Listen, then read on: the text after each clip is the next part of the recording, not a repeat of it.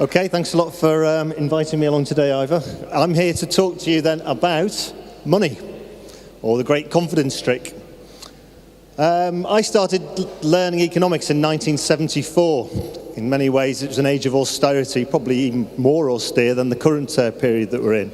And I came to economics thinking that I would understand about how the world worked and hopefully how we could go out and make a difference in the world. I'm from Birkenhead, and Birkenhead in 1974 was a fairly tragic place to be in, with people losing their jobs in the shipyards and the ship repairing yards and the docks, etc. My own dad lost his job in 1976, and I thought this might be a way of sorting out the world's problems. I was actually taught economics by a Marxist historian from Nelson in Lancashire. And in our first economics lesson, he said, "Well, lads, what's economics about?" And someone at the back said, "It's about money, sir." And he said, "No, lads, money, it's a veil." His name was Arthur Green. He shares the same name as this guy here, Arthur Pigou. Arthur Pigou is a contemporary of Keynes, who I'll be talking about in 2 or 3 minutes' time. And what Arthur Pigou said, he wrote a book called The Veil of Money in 1947. For those of you whose eyes are like mine in the mid-50s now and failing, I'll read this out. He said, "In the years preceding the First World War, there were in common use among economists a number of metaphors, all of a like general tendency about the role of money. Money is a wrapper in which goods come to you. Money is the garment draped around the body of economic life. Money is a veil behind which the action of real economic forces is concealed. The mercantilists, it was said, in their blindness, mistook money for wealth. We must not do that. We must strip off the garment, tear away the veil, and look through the thing to the thing signified." Fantastic quotation. What was I taught then, and what have I subsequently taught generations of my students? What I was taught is that economics is not about money. It's the last thing it's about. What economics is about is how we as human beings use resources, variously categorized as labor, land, natural resources, capital, and enterprise, and to create things. In the words of two great political economists who've written a best-selling textbook, a guy called Paul Weatherly and Dorron Otter, available in all good bookshops, called The Business Environment, Themes and Perspectives, they define business as a transformation process in which inputs are converted into outputs. Wealth depends on the production of goods and services, or in other words, if you ask me for what a definition of capitalism is, capitalism, the system that we live in, is a system of generalized commodity production. You've probably, I hope, all of you got a £20 note in your wallet. We all look at the surface of the £20 note, but what many people often don't do is that go behind the surface of the £20 note. And if you do, you'll find that's the image. And there's a man on the back of that £20 note, and many of you will know that man is Adam Smith. And there's a quotation. The quotation is, "The division of labour in pin manufacturing and the great increase in the quantity of work that results." It was Adam Smith that laid down then the principles for modern successful economies. Because what Smith argued is here in the UK and here in this region of Lancashire and Yorkshire, that human beings had invented the new type of production system, which was based on division of labour and specialisation. In all previous societies, what we tended to do when we organised production is we tended to self-subsist. We tended to do lots of things for ourselves. So therefore we didn't really need grand buildings like here, like a market. Markets were very limited, and if markets are limited, people didn't really need money. Production took place without money. It's in capitalism, though, because of the specialised nature of capitalism, that we begin to start to need a way of exchanging goods and services through generalised markets. But of course, initially, the big problem we had was that the means of trade were very limited. The traditional ways in which people traded, exchanged goods and services, were either through barter, through gift, or through primitive bills of exchange. What is certainly clear, that if we're going to have the type of commoditised system that we have, what we do need to do is we need to have lots of money. Money makes the world go round. I was then taught, and as I teach generations of students, that money should be the servant of the economy and not the master. Money is a means by which goods and services can be exchanged and debts can be repaid. We all know from the Merchants of Venice that money is the best way of trade.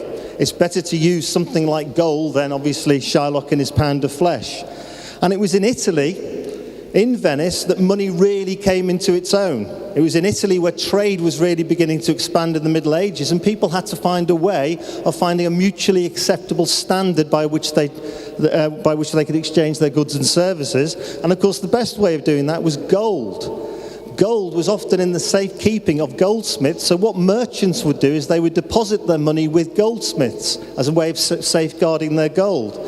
It didn't take goldsmiths long, though, to realise that they could actually have a profitable sideline, because they knew that if people were depositing the gold, it was highly unlikely that the original depositor would ever come and ask for their gold back, or if they did, only small amounts. So what the goldsmiths could do is they could charge the depositors some money, a rate of interest to safeguard the gold, and then behind the original depositor's back, they could lend out some of the gold and make interest on that. As long as the person that they'd lent the money to repaid the gold, no one would have known any difference. And that's how money started to come into circulation. Rather than physically lending out the gold, of course, what the goldsmiths would do is give them a paper, an IOU, if you like, to say you've got a claim on the gold, here's a loan to you.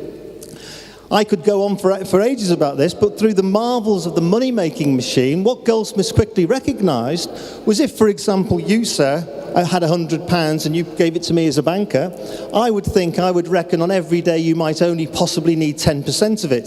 So I would keep 10% as money, just in case you came to borrow it, and then I would lend you £90. You would spend £90 in his shop, he would put £90 back into my bank, I would see that as a new form of cash, so I would keep £81 of it, and £9 of it, and lend you £81. You would spend that £81 in your shop, you would put the money back into my bank, I would keep 10% of it and lend it out again. Through the miracles of credit creation, that means that for every deposit of cash that you and I put into the banking system, if banks assume that we're only ever going to need 10% of that on any one day, through the miracles of the modern credit machine, what happens is we get $1,000 worth of credit being issued. No wonder then that the banking system depends on confidence. Adam Smith argued then that the way in which economies work was through an invisible hand, that money was the fuel of the economy. But then we began to realise, critics began to realise, that money potentially then could become a problem. The first person that really began to identify this was Karl Marx. Keynes in the 1920s really saw that money could potentially be the root of all evil and that we would need to control the money system. And in the 1920s and 1930s, as a result of the crises that could take place in banking, we started to develop lots of rules and regulations to stop these crises developing. We had lots of rules and banking controls. We all then know, if we telescope forward to our present age, Margaret Thatcher, Ronald Reagan in the 1980s decided we could get rid of those controls. We had the so-called Big Bang, or the deregulation of the banking system. We then entered the era there where bankers felt that greed was good. Anything, as long as credit's being issued, the economy would start to boom. We enter the era of the masters of the universe, the credit makers, and then these fancy financial products that nobody understands, where credit is being issued and nobody really understands what the rules of the game are, even the people that come up with these instruments themselves. In other words, we entered an era in the 80s, 90s, and the beginning of the 20th, 21st century then, of money, money, money. Get rich quick. The man who was supposed to be in control of this system then was the President of the Federal Reserve of the United States, Alan Greenspan, who wrote a very ambitious book in the 1990s called The Age of Turbulence. He was very much the pilot who was piloting us through these times, and obviously he was very smug because we'd been doing really well. He was invited to give the Adam Smith lecture in 2005. He said, classical economics created the modern vision of people free to choose and to act according to their individual self-interest. As a consequence, today we enjoy material benefits and longevity that Smith's generation could not have remotely imagined. But of course, we all know what happened. Here we go again. Money is a veil, but it's not if your savings are disappearing and you're desperate to get your money out of the bank. The Sun realised what the problem was, that bankers now had become the masters. Money had become the masters of the economy. But Alan Greenspan didn't get it. He was called in front of the Congressional Finance Committee in the United States in 2008, and all he could say was, those of us who have looked to the self-interest of lending institutions to protect shareholders' equity, myself especially, are in a state of shocked disbelief. Didn't understand what had gone wrong. He was then asked the question, you had the authority to prevent irresponsible lending practices that led to the subprime mortgage crisis. You were advised to do so by many others. Do you feel that your ideology pushed you to make decisions that you wish you had not made? Mr. Greenspan conceded, yes, I found a flaw. I don't know how significant or permanent it is, but I've been very distressed by the fact. So was Marx right after all? Should we be all Keynesians again? Do we need to really pull that veil back and really see now what money has become rather than a servant of the economy, a master? Or do we now need to think about a new alternative? Thank you very much for listening to me. Okay, thank you.